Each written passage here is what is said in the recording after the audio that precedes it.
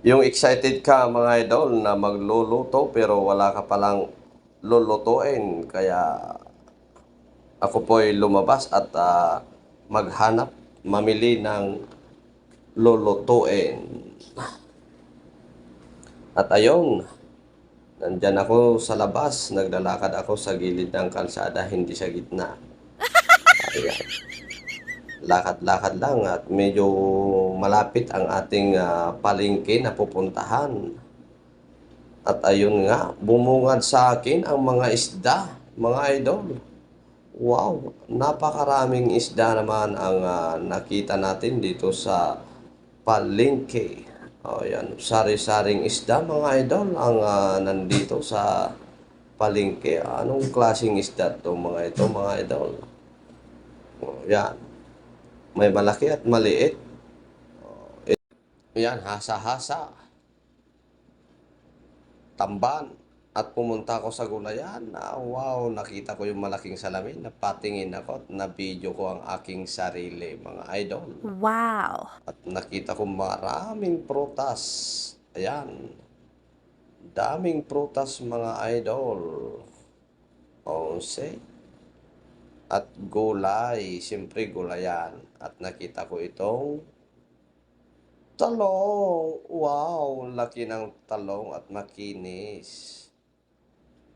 Yan, sinauli ko, hindi ko bibilhin. At ayun nga mga idol, nakabili na tayo ng ating lulutuin. Yun. At nandito na po ako sa aming bahay. Ayan ang aking binili. 4 na piraso na lapo-lapo. Ayan, linisan lang po natin. At ayun, nahati ko na po ang isda at nalinisan na din. Ayan. Itong isang lapo-lapo na medyo malaki-laki ay kailangan ng gunting para pantanggal sa palikpik. Mas maganda ang gunting pagtanggal sa palikpik at dahil araw ng mga puso ngayon ay ginawa kong hugis puso ang buntot ng lapo-lapo. O, diba? O, say, wow. At ayun nga, nalinis na at nahiwa na. Nahahati ko na ang lapo-lapo mga idol. At ayan, maghihiwa na po tayo ng kamatis at sibuyas. Hinog na hinog ang ating kamatis. Ayan, at saka itong luya. Ayan. Hindi ko na pinakita mga idol kung paano maghiwa ng kamatis at sibuyas. Itong luya naman ang ating binalatan. See? Malinis ang pagkabalat. Ayan. At itong ating kamote, talbos ng kamote, ito mga idol na tanim ko, ayan, bagong pitas yan. Kaya fresh na fresh. Siyempre humigop tayo ng kape habang mainit-init pa. At kumulo na ang ating tubig at ilalagay na natin ang sibuyas at saka luya. Panghuli na itong kamatis. O, yan. Ganyan lang magluto. Importante luto. At hinugasan ko na rin po ang ating litos. Ayan. Hugas-hugas lang. Ganyan lang. Importante malinis ang ating ulam. Ayan. Hugas-hugas.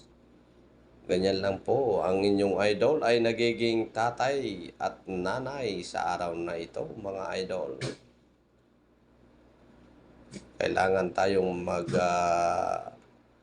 linisan ang ating pagkain at itong kamote ay hinugasan ko na din.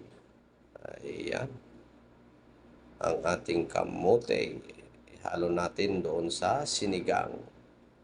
Sinigang na wala mang paasim. Ayan, di ba?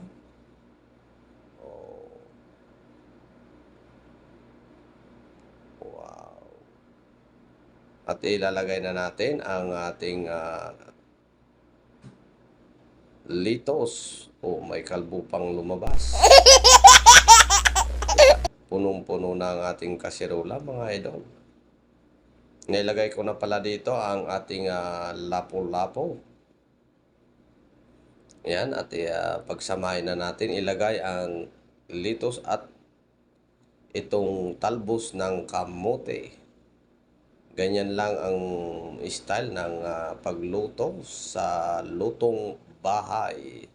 At itong 4 na piraso na sili, lagay na natin, mga idol. Yun.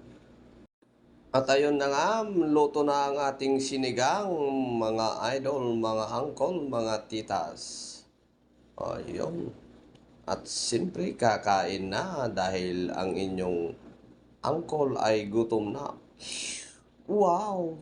Yummy! At nagkamay na po ako, mga idol. Ayan. Mainit ang ulam at mainit din ang kanin. Ang ating kanin ay medyo hilaw dahil kalimutan na binaba ang switch. Ayun, dahil busy sa pagluluto. Ayun. Wow! Subo lang ng subo hanggang mabusog. At ayun nga, mga idol, sana po'y nag-enjoy kayo sa aking panonood dito sa aking video. Maraming salamat po at hanggang dito na lang. Thank you so much, everyone. God bless. Bye-bye.